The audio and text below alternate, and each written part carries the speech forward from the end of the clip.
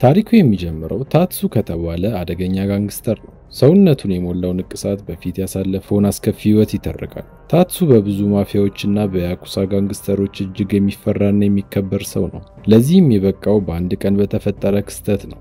የያኩዛ አባል በነበረበት ጊዜ ብቻውን የተቀናቃኙን ቡድኖች በአሰቃቂ ሁኔታ ድራሻቸውን አጥፍቶ ጠላታቸውን ከደመሰሰ በኋላ ስሙ በከተማው መነጋገሪያ ሆነ። በዚህም የተነሳ የማይሞተው ድራጎን የሚል ስም አወጡለት። ሆኖም ታትሱ ብዙም ሳይቆይ የፈጸማቸው ወንጀሎችና ያጠፋቸው ነፍሶች ህሊናውን እረፍት በመንሳታቸው ከያኩዛ ቡድን ለቆ ሰላማዊ ኑሮ ለመኖር ወሰነ።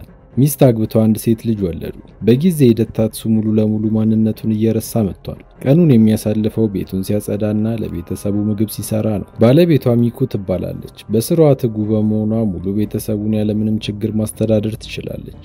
በየቀኑ ጠዋት ሚስትና ልጁን ከሸኘ በኋላ አኪሚያ ከተባለ ጓደኛው ጋር እየዞረ የሰፈሩን ሰው እርዳታ ይጠይቃል።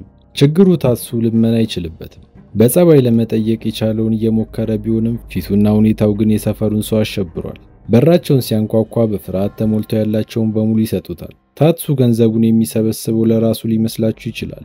ነገር ግን አይደለም። በሰፈሩ ያሉትን የወላጅ አልባ ህጻናት ይረዳል። ምሽት ላይ ሰዎችን ቀጥሮ ሰፈሩን ያስጠብቃል። በተጨማሪም ተክሎችን በየቦታው ይተክላል። በዚህ ሁኔታ ለተወሰኑ ወራት ከቆዩ በኋላ አንድ ቀን መንገዳቸው ላይ ረጅም ህንጻ ተመለከቱ። ታትሱም ከዚህ ህንጻ ባለቤት እርዳታ ለመጠየቅ በመወሰን ወደ ውስጥ ይዞት ገባ። ባለቤቱ ኮንዳ ይባላል። የያኩዛ ቡድን ዋና መሪ ነው። ታትሱ ገብቶ እንደተቀመጠ እንደሌላው ነዋሪ የሚጠበቅበትን መዋጮ እንዲያዋጣ ጠየቀው። ባለሀብት ስለሆነ 5000 ማዋጣት እንዳለበት ገለጸለት። ይህንን ሲሰሙ ካንዶና ጠባቂዎቹ በሙሉ ከት ብለው ሳቁበት። ለቆ እንዲወጣም ጠየቁት። መጀመሪያ ላይ ካንዶ ማንነቱን አላወቀም ነበር። ታትሱ መነጽሩን አውልቆ ጠባሳውን ሲያሳየው ግን በድንጋጤ ደርቆ ቀረ። በፍርሃት እየተንቀጠቀጠ ወዲያው ከጠየቀው ገንዘብ በላይ በመስጠት አሰናበተ። ታትሱ እንደወጣም የህንጻውን ጥበቃ በአራት እጥፍ በመጨመር ለሚመጣው መዘጋጀት ጀመረ። በተመሳሳይ ሰዓት አኪሚያ ለአለቃው ወደ ሰፈራቸው ስለገቡት የያኩዛ ቡድኖች ሪፖርት አደረገ። አጉቺ ይባላል። ሂባሪ የተባለች ሚስት አለችው። በቂ ገንዘብ ማግኘት ባለመቻላቸው ባሏ ሱፐርማርኬት ውስጥ ጥበቃ ለመሆን ተገዷል። በሌላ በኩል ታትሱ ቤት ውስጥ የሚያሳድጋትን አይጥ አውጥቶ ለመጣል ተገዷል። ነገር ግን ላይጧ ካለው ፍቅር የተነሳ ጨክኖ መጣል አልቻለም። ከራሱ ጋር እየተጣላ ባለበት ሰዓት አንድ ፖሊስ ሁኔታው ስላላማረው ምን እያደረገ እንደሆነ ጠየቀው። ፖሊሱ ታትሱ ሽጉጥ የያዘ ነው የመሰለው። ታትሱ ደግሞ አይጧን ሊያሳየው አልፈለገም። ነገር ግን እየተጋጋለ ሲመጣ ታትሱ በፍጥነት ሮጦ ወደ ማፊያው ካንዶ ህንጻ ውስጥ ገባ። ጥበቆቹ በሰላም የመጣ ስላልመሰላቸው ወዲያውኑ ተረባረቡበት። ታትሱም በአስገራሚ ቅልጥፍናውና ጥንካሬው ረቷቸው በመስኮት በመዝለል ከፖሊሶቹ አመለጠ።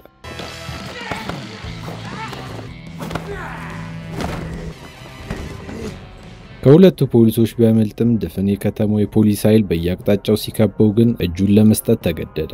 ይሄ ሁሉ ለአንድ አይጥ ነበር። ፖሊሶቹ ምንም መሳሪያ እንዳልያዘ ሲገባቸው ወደ ቤቱ እንዲመለስ ፈቀዱለት። የዛን ቀን ምሽት ሚስቱ ራት ለመስራት መወሰኗን አላወቀም። ምንም አይነት ምግብ በህይወቷ ሰርታ ስለማታውቅ የሰራችውን ምግብ አንዳቸውም ወዳፋቸው ማስጠጋት አልቻሉ። ሚኩ በቅርቡ ከቤተሰቧ ጋር ቫኬሽን የምትወጣበት ቦታ እየመረጠች ሐሳቧን ለታትሱ አዋየችው። ታትሱ ካሳለፈው የሽብር ህይወት አንጻርም ምንም ጥሩ ሐሳብ ማሰብ አልቻለም። ባይምሮ ከቤተሰቡ ጋር ተቀምጦ በጋንግስተሮች ጥቃት ሲደርስባቸው ሲተኩስባቸው ታየው። ለዚህም የትም እንደማይሄዱ በመንገር ሐሳቧን ውድቅ አደረገው። የዛን ቀን ምሽት ልጃቸው ከርቀት የልጅ ጩኸት በመስማቷ ወዲያው ወደ ውጭ ወጣች። በራቸው ላይ አንድ ህጻን ልጅ አገኘች። ቤተሰቦቹ ጥለው ሄዱ ይመስላል። በሁኔታው ስለተደናገጡ የተፈጠረውን ለፖሊስ ለማመልከት ተሯሯጡ። የታትሱ የቅርብ ጓደኛና አለቃው አንድ ላይ በመሆን ወላጆቹን ቢያስፈልጉትም ሊያገኟቸው ባለመቻላቸው በመጨረሻ ሁለቱም ህፃናቶች እንደራሳቸው ልጅ ለማሳደግ ወሰኑ። ስሙንም ሪዩ አሉት። ሪዩ ቤታቸው ከገባ ቀን ጀምሮ የታትሱ ህይወት በጥፍ ደስታው ጨምሯል። ቀኑን ሙሉ ቤት ውስጥ ጉድ ሲል አብሮት መሆኑ የብቸኝነት ስሜቱን አስረስቶታል። ከጊዜያትም በኋላ ሪዩ አብሮት የሚጫወት ጓደኛ ሊፈልግለት ወደ አንድ መናፈሻ ይዞት ሄደ። ነገር ግን የታትሱን አስፈሪ ፊት የሚቀርብ ጠፋ። ይባስ ብለውም ወላጆች ልጆቻቸውን ይዘው ከመናፈሻው አመለጡ። ታትሱ በዚህ ተስፋ አልቆረጠም። እሱ በልጅነቱ ያላሳለፈውንና የጎደለበትን ሁሉ ሪዩ ሊያሟላለት ቆርጦ ተነስቷል። ብዙም ሳይቆይ ስልክ ተደወለለት። የካንዶ ጋንግስተሮች አንዲትን አስተማሪ ያለ ፍላጎቷ የውል ፊርማ ሊያስፈርሟት እያስገደዷት እንደሆነ ተነገረው። እሱም ጊዜ ሳያጠፋ ወዲያው በቦታው ደረሰ። የካንዶ ጋርዶች የሚገቡበት ጠፋቸው። ከትምህርት ቤት ካስወጣቸው በኋላ አስተማሪዋን የመጡበትን ምክንያት አስረዳቸው።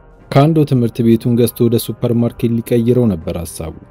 ሆኖም ትምህርት ቤቱ ባለመስማማቱ ጋንግስተሮቹ በተደጋጋሚ እየተመላለሱ የማስፈራሪያ መልእክት መስጠት ከጀመሩ ቆይተዋል። ብዙ ተማሪዎችንም ያለ ፍላጎታቸው ትምህርት ቤቱ እንዲለቁ አድርገዋል። የዛን ቀን ምሽት ታትሱ ስለተፈጠረው ሁሉ አማከራት። የጉዳዩን አሳሳቢነት ሚኩ እንደተገነዘበች ታትሱ እጁን እንዲያስገባ ፈቀደችለት። ነገር ግን ጉዳዩን በሰላማዊ መንገድ ብቻ እንዲፈታው አጥብቃ አስጠነቀቀችው። ታትሱ ማስጠንቀቂያዋን ከሰማ በኋላ ምሽቱን ሲያስብ አድሮ በነጋታው በፊት ጓደኛውን ለማግኘት ወሰነ። ሽሪካዋ ይባላል። እሱም የያኩዛ ቀንደኛ አባል ነበር። አሁን ላይ ግን የትምህርት ቤት ጥበቃ ነው። እንዴት ይህንን ችግር በሰላም እንደሚፈቱ በቻሉት አቅም ሰከን ብለው ለማውራት እየሞከሩ ይገኛሉ። የበፊት አመላቸውን መተው ግን ከባድ ነበር።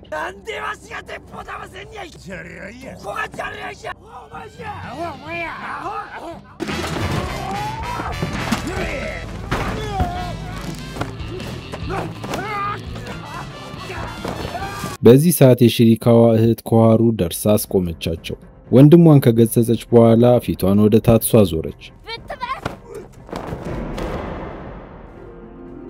ወዲያው ነበር በፍቅሩ የወደቀችው። በተመሳሳይ ሰዓት የታትሱ ጓደኛና ሚስቱ እያወሩ አክሚያ ያላሰበችውን አሳሰባት። ቤተሰባቸውን የተቀላቀለው ሕፃን መልኩ ከታትሱ ጋር በጣም እንደሚመሳሰል ገለጸላት። ምናልባት ሪዩ ከበፊት ፍቅረኛ የወለደው ልጅ እንደሚሆን ግምቱንም አሳወቃት። ሚኩ የሚናገረው እውነት ሊሆን እንደሚችል እያሰበች ስትመጣ ብስጭቷ ገንፍሎ ወጣ። በሚቀጥለው ቀን ታትሱ አክሚያና አስተማሪዋ ትምህርት ቤቱን በደንብ ሊያስተዋውቅ የሚችል ቪዲዮ ለመስራት ወሰኑ። ዓላማው ወላጆች ልጆቻቸውን እንዲመዘገቡ የሚገፋፋ ማስተዋወቂያ መስራት ቢሆንም ታትሱ ቪዲዮን የአክሽን ፊልም ማስተዋወቂያ አደረገው። አሁንም ግን ተስፋ ባለመቁረጥ በየመንገዱ እየዞሩ ትምህርት ቤቱን ለማስተዋወቅ ቀኑን አሳለፉ። ነገር ግን አሁንም የታትሱ መልክና ሁኔታው እንቅፋት ሆነባቸው። በሚቀጥለው ቀን የጓደኛው እህት ኮሃሩ ወደ ትምህርት ቤቱ በመምጣት በአስተማሪነት ለመቀጠር እንደወሰነች አስረዳች። እንደዚህ ትበል እንጂ ዋና ምክንያቷ ታትሱን መቅረብ ነበር። ወደ ትምህርት ቤቱ እንደገባች ሪዩን አቅፋ መጫወት ስትጀምር አክሚያ የሆነ ቅኔ እንደተፈታለት አይኑ በራ። ጊዜ ሳያጠፋ ሚኩ ጋር በመደወል ያየውን በሙሉ ሪፖርት አደረገ። ሚኩ ጥርጣሬዋ እየጨመረ በቅናት መንገብገብ ጀምራለች። ሪዩ የታትሱና የካሃሩ ልጅ መሆኑን አምናለች። በዚህ ተገፋፍታ በሚቀጥለው ቀን አብራው ወደ ትምህርት ቤት እንደምትሄድ አሳወቀች። በሚቀጥለው ቀን ጠዋት የያኩዛ ቡድን አባሎች ተመልሰው ወደ ትምህርት ቤቱ መጡ። ታትሱ ለጸብ ተዘጋጅቷል። ሆኖም ባልጠበቀው ፍጥነት ፊት ለፊቱ ተንበርክከው የመሪያቸው የልጅ ልጅ እዚህ ትምህርት ቤት እንዲመዘገብ እንዲፈቅድለት ጠየቁት። የታትሱን ዝና ስለሚያውቁት ልጁ እዚህ እስካለ ድረስ ደህንነቱ እንደሚጠበቅ እርግጠኛ ናቸው። አሁን እዚህ ትምህርት ቤት ውስጥ ሪዩና የህፃን ብቻ ናቸው የተመዘገቡት። በተመሳሳይ ሰዓት ሚኩ የኮሃሩ ማንነት ለማወቅ ስለጓጓች ያለችበት ፈልጋ አገኘቻት። በትውውቃቸውም የታትሱ ሚስት መሆኗን ባገኘችው አጋጣሚ ደጋግማ ነግራታለች። ያንን ቀን ትምህርት ቤቱን ትምህርት ቤት ለማስመሰል የቻሉትን ሲያደርጉ አሉ። በተመሳሳይ ሰዓት ካንዶ እልህና ብስጭቱ እየጨመረ መጥቷል። ትምህርት ቤቱን በእጇ ለማስገባቷ አሳርሮታል። ለዚህም በአካል ለመሄድ ወሰነ። ጋርዶቹን ሰብስቦ በሩ ጋር እንደደረሰ ታትሱ እንደሚያውቀው እርግጠኛ ሆኖ ነበር ከመኪናው የወጣው። ታትሱ ግን የሚያውቀው ነገር አልነበረም። ማንነቱና ለምን እንደመጣ ጠየቀው። ካንዶ የሚይዝ የሚጨብጠውን አጣ። በደም ፍላት ወደ ታትሱ ሲቀርብ ኮሃሩ ሳያስበው በቦክስ አጋጨችው። ካንዶ ይህንን ቀን እንደማይረሳውና የመልስ ምቱን እንዲጠብቅ አስፈራርቶት ወደ መጣበት ተመለሰ።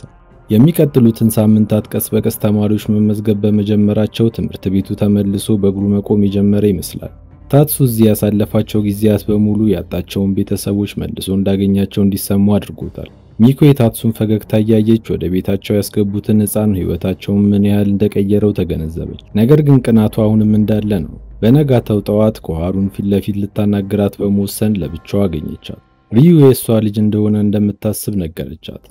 ኮሃሩ ታትሱን ራሱ ያወቀችው በቅርቡ እንደሆነና ምንም ግንኙነት እንደሌላቸው ስታረጋግጥላት ሚኩ በግምቷ ተሸማቀቀች። ይህንን እያወሩ አካባቢው ብዛት ባላቸው መኪኖች ተከበበ። ጭንብል የተሸፈኑ ሰዎች ወዲያውኑ ከትምህርት ቤቱ ሪዩንና የታትሱን ልጅ አፍነው ወደ መኪናው ውስጥ ገቡ። አክሚያ ሊያተርፋቸው ያቅሙን ታግሏል። ሆኖም አልተሳካለትም። በዛው ሰከንድ ካይናቸው ተሰወሩባቸው። ታትሱ ከጓደኛው ጋር በመሆን ከኋላቸው መከተል ጀመረ። ለረጅም ሰዓት ካባረሯቸው በኋላ እንደምንም ሲደርሱባቸው ታትሱ ከመኪናው ወጥቶ ወደ አፋኞቹ መኪና ዘለለ። ከብዙ ተስፋ አስቆራጭ ትግል በኋላም ሕፃናቱን ካጋጆቹ እጅ ማትረፍ ቻሉ።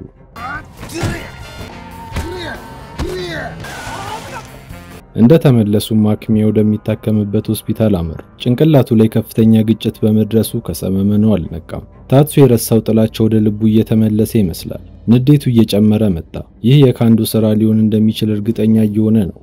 ልቡ በበቀል ተሞልቶ ወደ ካንዶ ለመሄድ ሲወስን ቶጂሮ አይኑን አይቶ በመረዳቱ ተከትሎት ሄደ። የረሱትን የጋንግስተር ማንነታቸውን ተላበሱ።